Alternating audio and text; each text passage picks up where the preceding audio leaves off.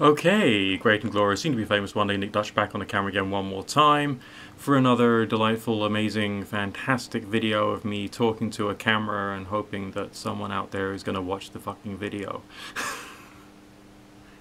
Right, this is part of a series of videos on a run-up to Halloween. So therefore the subject is your true supernatural stories, okay? So it's got to have happened to you. If it's happened to somebody else, you tell me. You send it to me via a PM on YouTube or via Facebook, and I will then read it out, keeping you totally anonymous. Unless, of course, you want me to tell you that, who this person is and so on and so forth. But on the other hand, that would just be self-promotion for you, and that's not what I'm about. Okay, so screw that shit. I am a professional tarot reader, so I've had weird experiences for all my life on and off. And this particular story is fascinating because it correlates very strongly with things which have happened to me. So here's the story. It says here, I'm a long-time viewer of your channel going back to around 2009 or so. I've enjoyed your sober-minded approach to the esoteric occult subjects. Anyway, I'm responding to your request to submit a Halloween story. I actually have several personal experiences, but this is one of the more recent ones, and I'd like to get your take on it. It was around December of 2015 I had become interested in attempting self-hypnosis for personal developmental reasons, and so had read Melvin Powers' practical guide on the subject. I reviewed the techniques prior to going to bed one night and intended to give it a try, unbeknown to my girlfriend who was with me. That's the important bit. Unbeknown to his girlfriend. I laid flat on my back in a relaxed position and my girlfriend had snuggled up to me. I began my self-hypnosis by staring at the ceiling. With deep breaths I started to repeat to myself silently, sleep, getting more tired. I began to really feel tired and then told myself that my eyes will close at the count of 5, which they did. I then began to progress in my hypnosis by telling myself I'm getting more and more relaxed and I'm going into a deeper state of hypnosis. I was amazed at how responsive my body was to these auto-suggestions. Initially, I felt a pleasant sense of peace, but as I progressed with the repetition of going into my deeper state of relaxation, things began to get a bit strange. I started to have a strange feeling that can be best described by imagining your body as an egg and the interior contents becoming more and more condensed. Think plant cell in a hypertonic solution. I'm going to have to Google that, I'm sorry. It was as if I could feel my soul getting condensed into a more solid mass in the centre of my being. I don't know why, but almost out of instinct I drew the desire to attempt to separate from my body.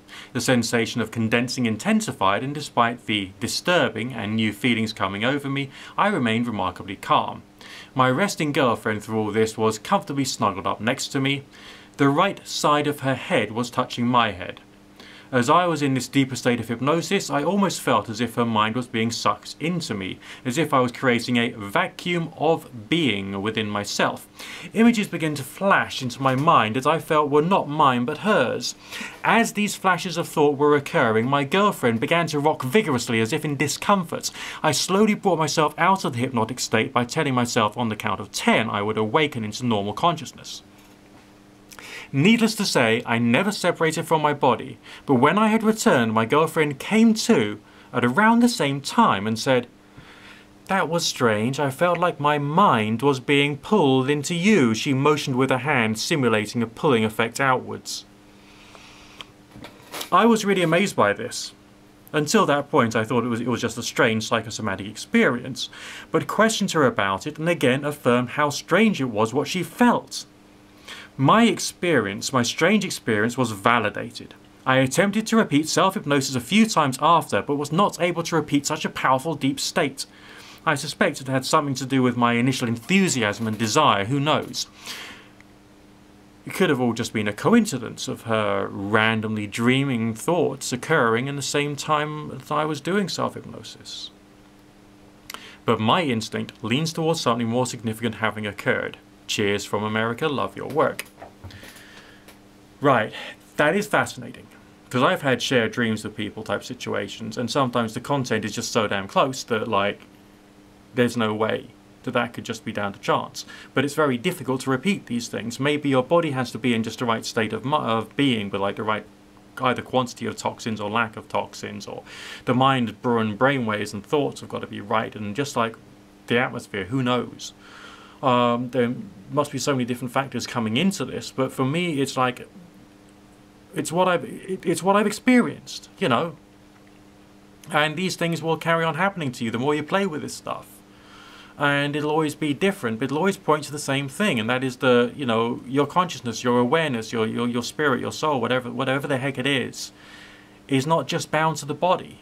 That's just the way it seems to be. You know, consciousness is outside of or connected to, but not necessarily just reliant 100% upon the body, because like it's not.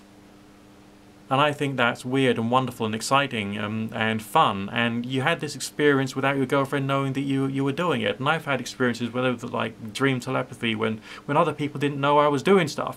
And these things happened. And I've had experiences of people receiving spiritual healing energy from me and who didn't even know I was into this stuff.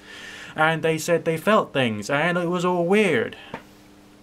And so these things happen. It's weird, but it's real. And what it actually means, none of us will actually 100% know, because we don't know enough. But one day, hopefully, we will. So keep your stories coming in. PM me on YouTube and Facebook, and so long as you're not being too much of a dick, I'll read out your story. Okay? Or if I've got time and all the rest of it, because I'm working like a dog. Because what dogs do when they want to work is they sit beside a computer and answer the telephone. That's what we all know that dogs do when they're working. Yeah. Anyway, speak to you again soon. God bless.